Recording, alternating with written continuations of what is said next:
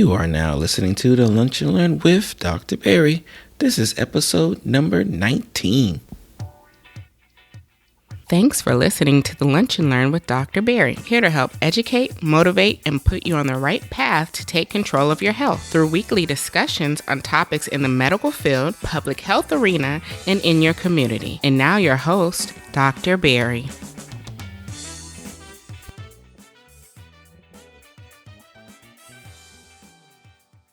Welcome to the Lunch and Learn today with Dr. Barry, and I am going to be talking about heart disease. And like always, if you want today's show notes, please go to drpierresblog.com/LLP019. Again, the address is drpierresblog.com/LLP019. And on today's episode, we're going to be talking about heart disease. I'm going to be talking about some common risk factors and how to improve your chances of not developing heart disease, because that's a major concern, not only from a United States standpoint, but from a worldwide aspect of it. So today we're talking about heart disease. So stay tuned for another great episode. Today we're going to be talking about heart disease and pretty much, why it's important for us to really be thinking about this on a consistent basis. Again, I am your favorite internist, Dr. Barry. And let's to kind of first and foremost start out, heart disease is the number one killer in men and women, right? So if that's not enough to kind of get the conversation started on why this is important, hey, Amanda, if that's not important to get the conversation started, let's start there. Number one killer in the world, heart disease. And when we look at the numbers worldwide, heart disease and subgroups under heart disease makes up, I think, 3 or 4 of the top reasons why for in terms of causes of death in the whole world. So this isn't a regional thing. This isn't a United States thing. This is across the board, everywhere you're at. Heart disease is a number one killer for us. We know specifically men and women tend to be affected at very similar rates, as they get older. Women tend to have a little bit more protective barriers, and that's more due to like hormones, specifically estrogen. But we know once they get to a certain age, men and women tend to suffer from disease at an astonishing rate, which is extremely concerning. Being a primary care physician, I tend to see patients pretty much at all, kind of stages and walks of life. Because of the many risk factors that heart disease kind of plays a factor in, and we'll kind of go over those diseases.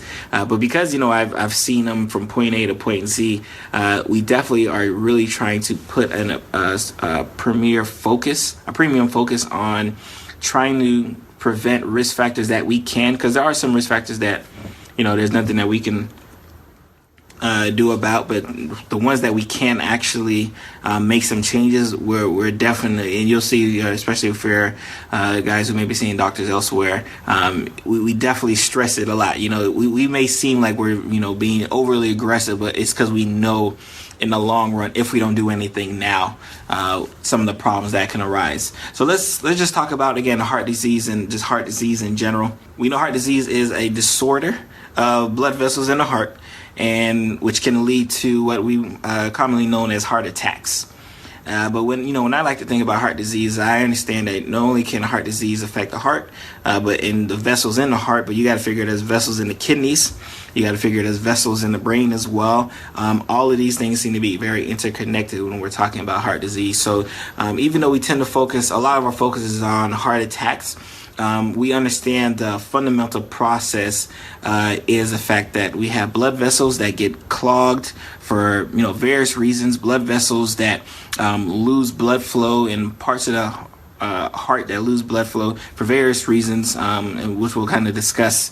And the goal is, how do we try to prevent that or minimize the damage that we're experiencing? And again, yeah, like I talked about, with women tend to have a very protective a marker, which is our estrogen. Estrogen tends to protect women at earlier ages, but once they get past age of 50, and their the estrogen levels are pretty much subpar or done because of menopause and whatnot, their risk factors increase and tend to get back to the same level as men.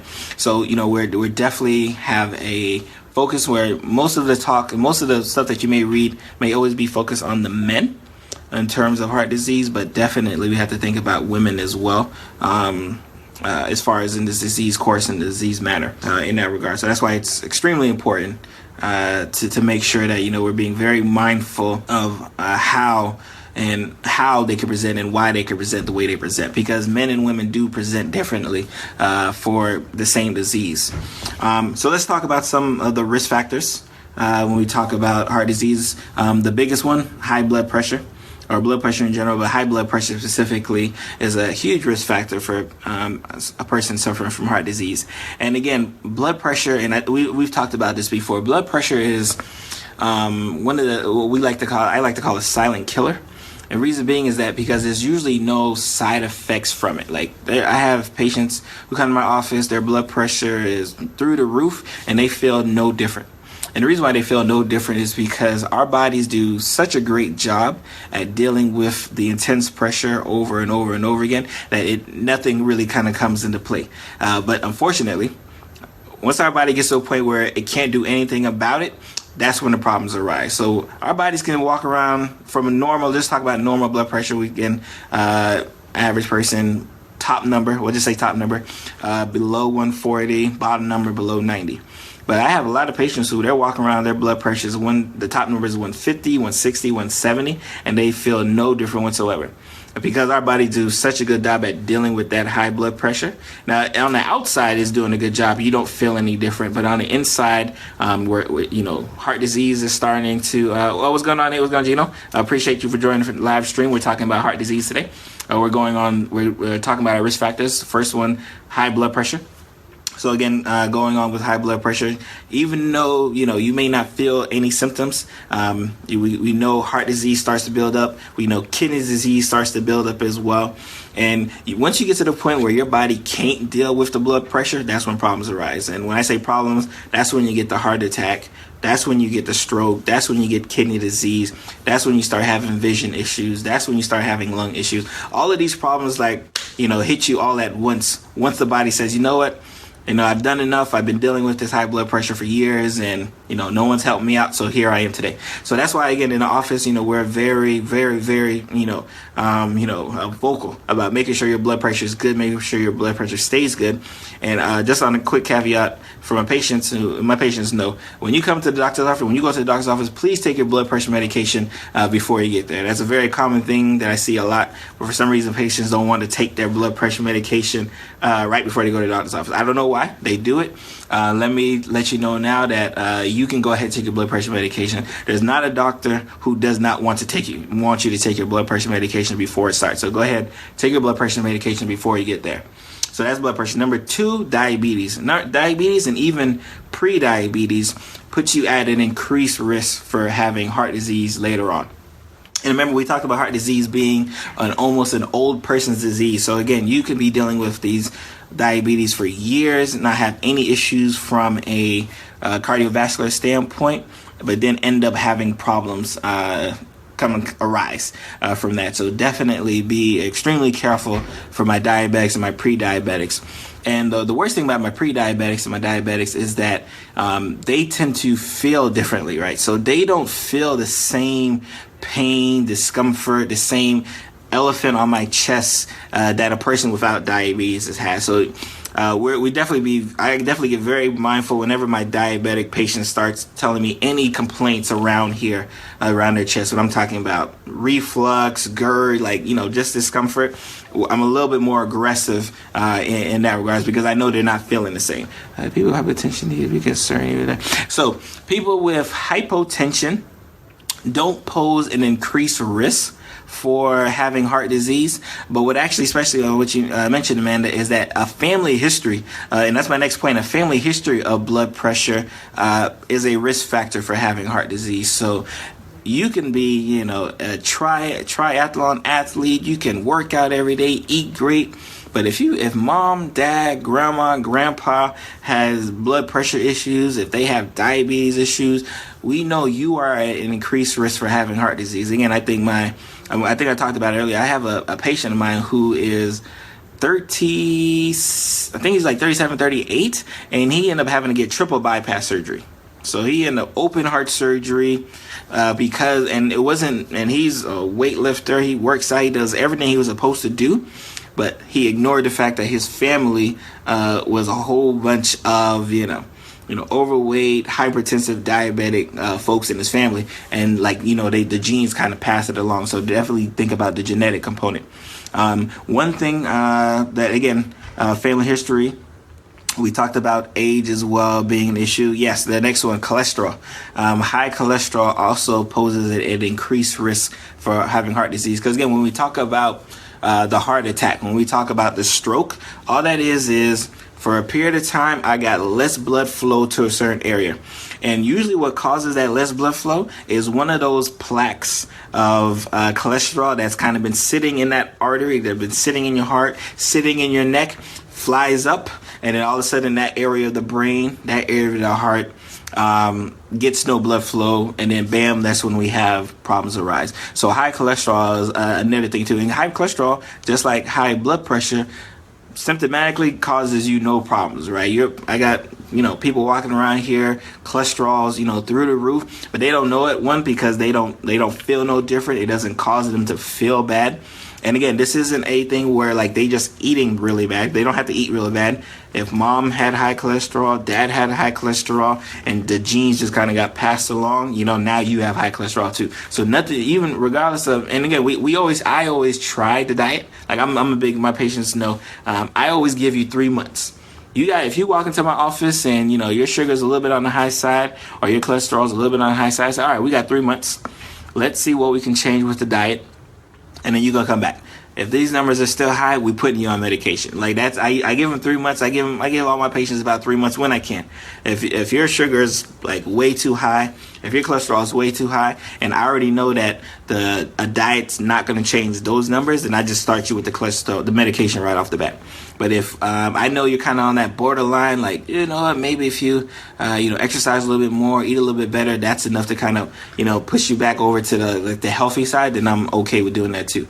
So definitely high cholesterol. And again, the stuff I name are unfortunately stuff that you really can't change, right?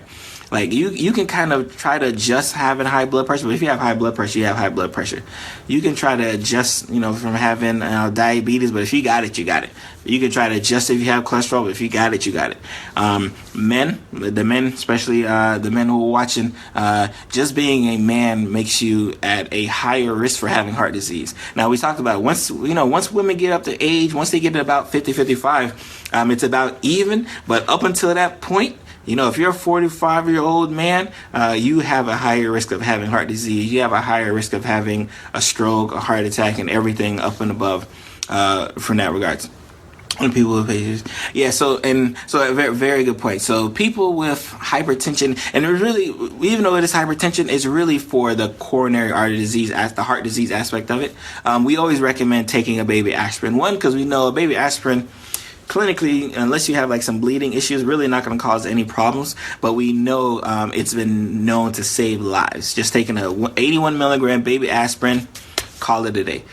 Because again, if you're a diabetic, you should be taking a baby aspirin. If you're a hypertensive, you should be taking a baby aspirin. All of these things that we know, if you're at a higher risk for having heart disease, you should be having a baby aspirin right along with it. And then even from a medical standpoint, the government, right? The government even puts little check marks on, from a grading system and say, hey, Dr. Pierre, you got 20 patients who have high blood pressure, but only 15 of them are taking an aspirin. What's going on? So, I get letters like that, weekly. So, definitely a baby aspirin is extremely important. And that's more of a preventative. Everything's everything that we do is more from a preventative standpoint, because we know there's only so many risk factors that I can change. And so let's talk about the stuff that I can change, or stuff that I can tell you to do that you could possibly change.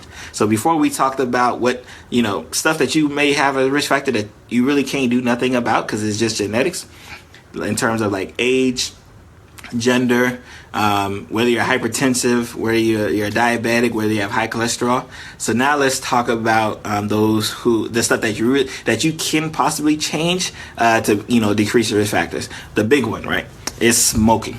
Like if in 2017, right, let me put my guys up. In 2017, if you're still smoking cigarettes, then honestly I don't know what to do, right?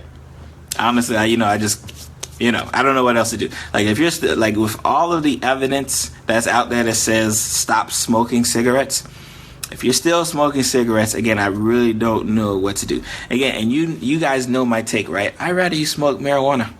Like, I'm gonna just be honest, right? If you told me, hey doc, like, smoke cigarettes, smoke marijuana, what should I do? I'm gonna tell you to smoke marijuana, because we know all of the problems with cigarettes, right?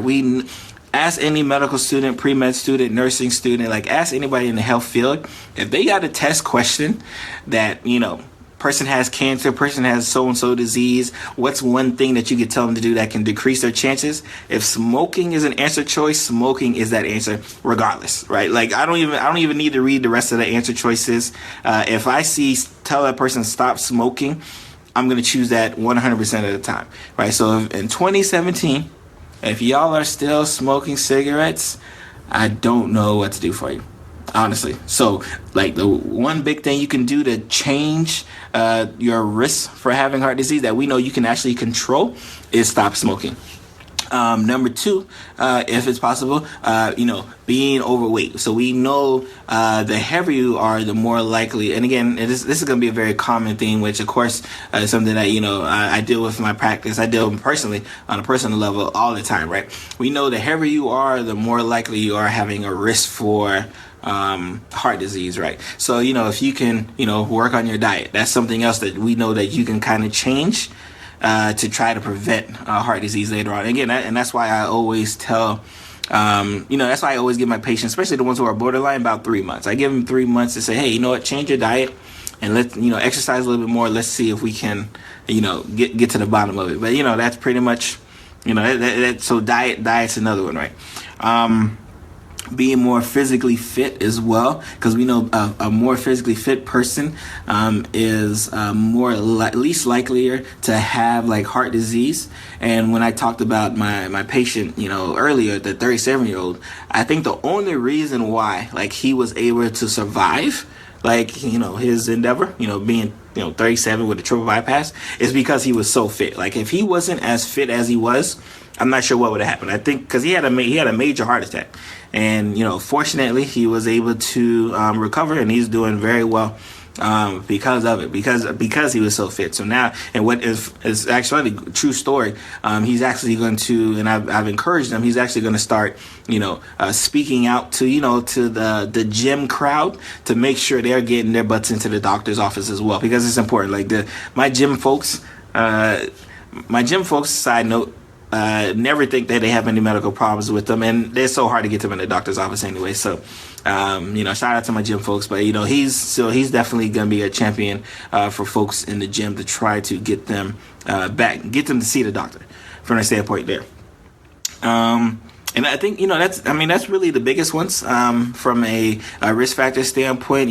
We talked about, and just from a recap standpoint, so we talked about, why we're doing this. Again, February is, American Heart Month just across the world. We know heart disease is the number one killer for men and women worldwide, not the United States, not Florida. Worldwide, heart disease, number one killer. And we talked about some of the risk factors. So we talked about what we can change and what we can't change. So some risk factors that we can't change. Number one, if you're male or female, because we know men have a higher risk of having heart disease than women. Another thing you cannot change, if you have hypertension. If you have, another one is diabetes. Another one is high cholesterol. Those are some big things, because really your genetics. Those are some things that you really can't do nothing about.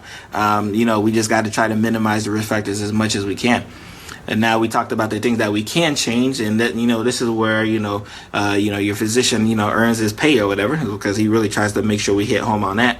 If you're a smoker in 2017, stop. I don't know. I don't even really need to go into any further detail. Just stop smoking. If you're still smoking in 2017, please stop. Just stop. Let me see. We talked about diet, because we know diet's a big factor as well. So if you're overweight, but again, like I always do, you don't have to be overweight to have heart disease. Trust me, there's a lot of skinny people with heart disease. But being overweight does not help. So if you're overweight, work on that from a dietary standpoint. Start becoming more physically active as well. Because again, that's extremely important. The more physically active you are, the least likely you are to have heart disease, and the more likely you are to survive if you do have heart disease if you're more physically active. From that standpoint there. So go ahead and go to your doctors. If you have not had your checkup yet, go ahead and get that checkup. Check your blood pressure. Go to your local grocery store. We're not gonna name them on here, but whatever your local grocery store is, go to them.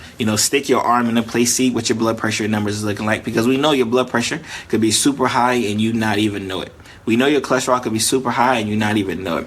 Diabetes is a different thing, but at least those two, we know they can be extremely elevated and you not have any symptoms whatsoever. So please take this month on. Again, you're going to see a lot of advertisements and CDC and all, American Heart Association, all these people really kind of pubbing, check on the heart, work heart disease, because it's important. There's really no two shakes about it. Thank you for listening to this episode of The Lunch and Learn with Dr. Barry. If you want to find out more about the episode, please go to www.lunchlearnpod.com. That's www.lunchlearnpod.com for the show notes and any links that may have been mentioned in today's episode. If you're interested in joining the Lunch Learn Pod community, head over to either the website lunchlearnpod.com or join us on Facebook and Twitter with the same username, Lunch Learn Pod. And again, you can find all of these links on the website. If you have any questions, any comments, or any requests for topics to debut on the show, please let that be known. And don't forget to use the hashtag LunchLearnPod when you're listening to the episode. Again, I want to thank you for taking the time to listen to today's episode, and I'll see you next week.